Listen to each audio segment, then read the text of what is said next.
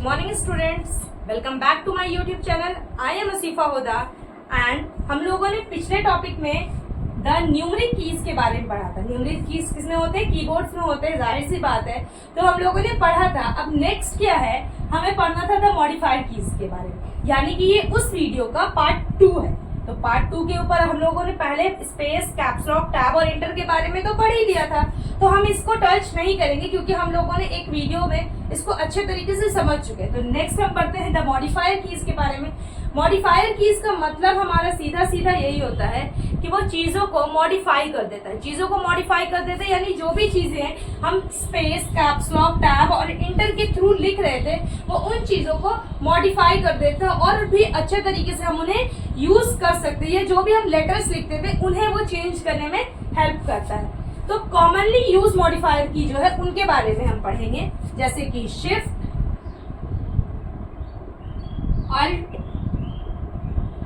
Control और जो window की होता है, विंडो की बोल लो या विंडोज की बोल लो, ठीक है। ये आपको ऐसे ऐसे ऐसे ऐसे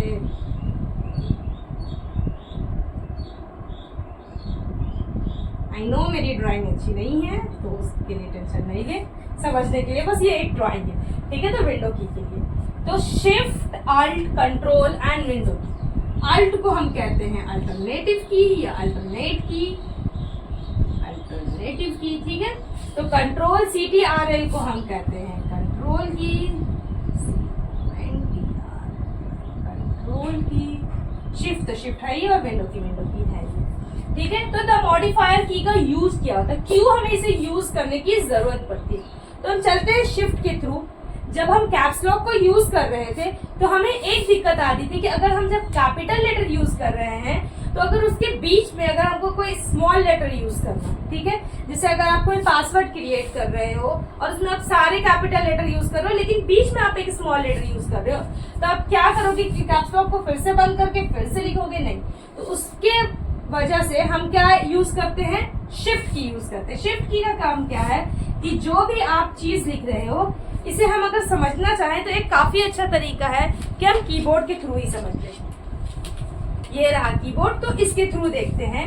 जैसे कि अगर हम जब ये शिफ्ट की दबाया, जैसे हम यहाँ शिफ्ट लिखा है, कितने जगह शिफ्ट लिखा रहता है और कितने जगह बस ये एरो बना रहता है, तो उससे आपको दिक्कत लेने की कोई जरूरत नहीं है। दोनों का काम उतना ही होता है, दोनों का मतलब वही है। जैसे इंटर बटन के लिए हम बोला था कितने जगह इंटर लिखा रहता है और कितने जगह आपका देखिए इस तरह से एरो बना रहता है। बैक स्पेस के लिए भी है, ऐसे एरो बना रहता है, तो उससे कोई दिक्कत नहीं है, उससे कोई मतलब नहीं है। आप नॉर्मली शिफ्ट है तो ऐसे भी लिखा रह सकता है, आपके कीबोर्ड पे ऐसे भी डिजाइन किया हुआ रह सकता है। तो जब हम शिफ्ट की को दाबते हैं, ये हमारा शिफ्ट की है, तो जब हम अपने शिफ्ट की को दाबते हैं और हमारा कैप्स लॉक की ऑन है, यानी कैप्स लॉक की यहाँ का रहता है ऑप्शन, तो कैप्स लॉक की अगर हमारा ऑन है और हम शिफ्ट की को दाब रहे हैं तो हम उससे मॉडिफाई कर दे रहे हैं। मॉडिफाई यानी कि चेंज कर दे रहे हैं। अगर हम कैपिटल लेटर में लिख रहे हैं तो अगर हम शिफ्ट प्रेस करके लिखते हैं तो हम स्मॉल लेटर यूज करने लगेंगे। जब हम शिफ्ट प्रेस करेंगे, अगर हम कैपिटल लेटर ऑन किए हुए यानी कैप्स लॉक ऑन किए हुए हैं तो मेरा जो भी चीज है वो स्मॉल लेटर में लिखाने लगेगा।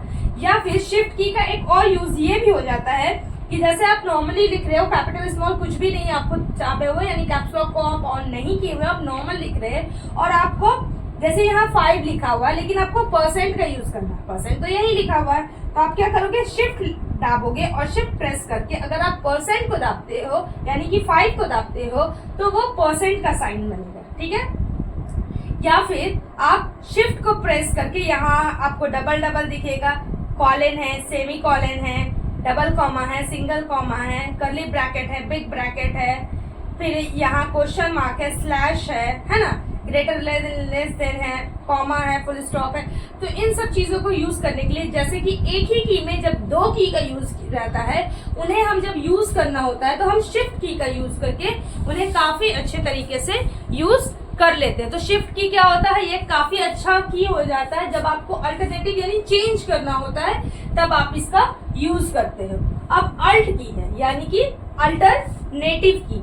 अल्ट की का क्या यूज है इसके बारे में अभी इसको स्केप करके हम चलते हैं कंट्रोल और विंडो की तरफ। अब आप सोच रहे हो कि मैम पिछले बार भी कैप्स लॉक का स्पेस करके बाकी की के बारे में सुने, क्योंकि ये कीज के बारे में हम जब लास्ट में समझेंगे तो क्योंकि वो टॉपिक्स हमारा क्लियर रहेगा तो हमें समझना काफी ज्यादा आसान हो जाएगा। जैसे पिछले टॉपिक में भी हम लोगों ने जाना था, तो अब हम चलते हैं कंट्रोल की।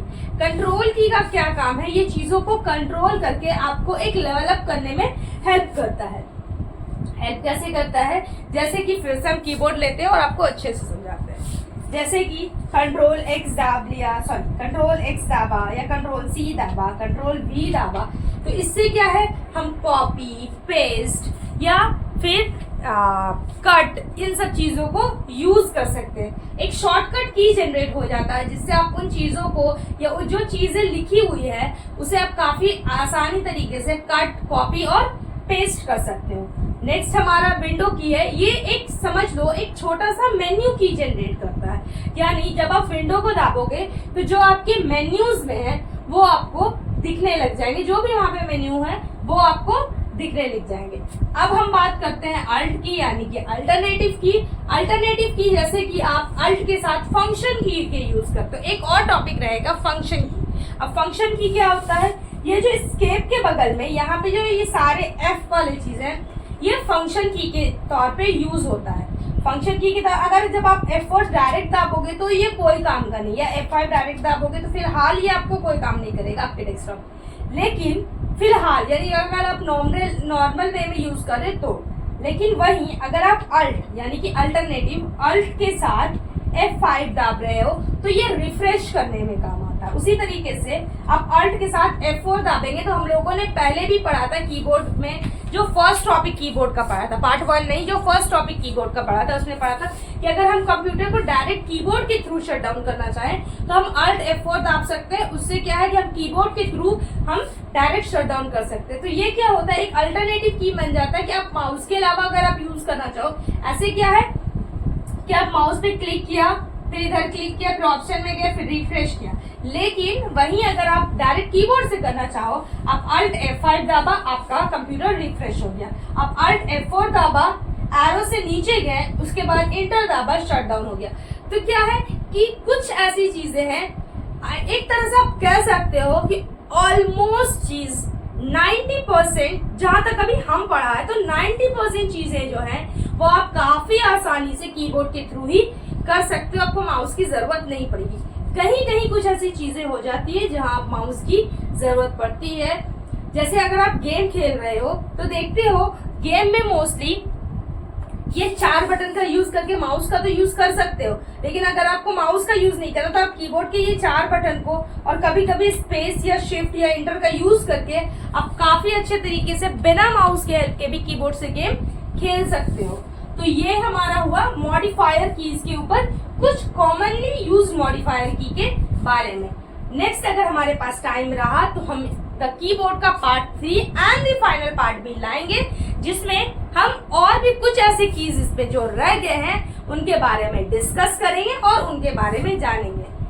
तब तक के लिए bye bye and take care. अगर आपको मेरा ये वीडियो पसंद आया हो तो मेरे चैनल को सब्सक्राइब कीजिए और मेरे वीडियो को लाइक कीजिए। Thank you.